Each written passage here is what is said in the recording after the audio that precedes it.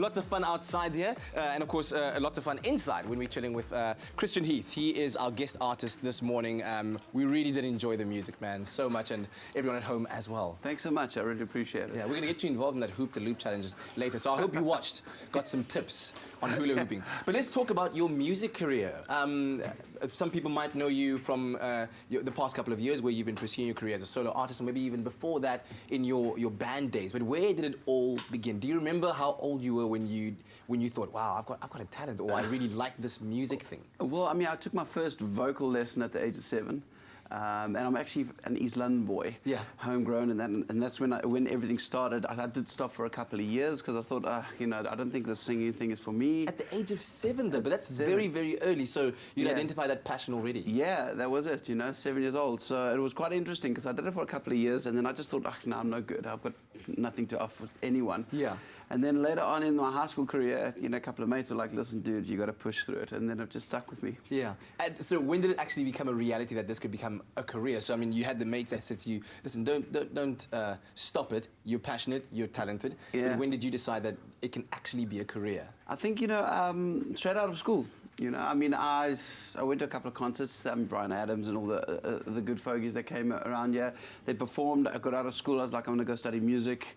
And then I actually decided from studies, like I said, enough. I think I felt that I was messing around a little bit. I needed to get to Joburg and just try and make it a reality, and that's what I did. What were you studying? I was studying music, actually. Okay, all right, so the formal way of going about it was like, nah, let me rather just get myself practically involved in it. That is it, you know. I mean, I'm more of a hands-on person than sitting and studying, so yeah. So you spoke about Brian Adams. How much of an inspiration was he to you? Because there's certainly a bit of the vocal quality that I can hear in your performance that is very akin to his. Yeah, I've been compared a lot to Brian Adams. Yeah, he's great. I love a lot of his songs. I love the way he writes. He's one of the big inspirations. I think more. I've also been compared to Def Leppard, Joey Elliott, who's been a big influence in my whole career. I mean, Def Leppard were just the guys that I always looked the sound, the way they wrote songs and that. And of course, as I grew up, you know, you change from artist to artist. I was a big Enrique Iglesias fan, 30 Seconds to Mars. Yeah. So it did change. Yeah. But Brian was definitely one of the highlights. Yeah. And then you went on progressing. You formed a band, performed successfully with them, and then a few years ago you decided to go solo. Why that decision?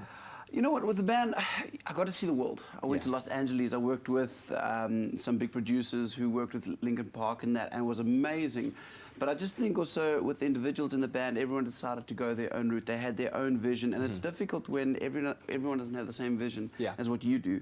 The music style as well was a lot different to what I was doing right now, and I decided to go back to my roots of what I wanted to write and how I wanted to push my career. Yeah, and now you're pouring your heart into other endeavors too. You're involved in a big international project? Yeah, I've got a very, very cool campaign that it's been started up. We actually started last year because we've been noticing that you know, if you look at the world right now, there's a lot of anger and just people are at each other all the time. And I met up with a fantastic businesswoman by the name of Anne Kleinans, who was actually nominated Most Influential Businesswoman last year. Excellent. And she came on board, and we've decided to start a campaign called Global Unite, which is about world peace and empowerment, self-empowerment and unity in that. So it's quite exciting. She asked if I had a track, and I said, yeah, and I wrote it with a couple of guys, and I actually met a guy in Germany, Berlin, his name is Infidelix, and I said, dude, you need to rap on this thing, and he rapped, and it was just,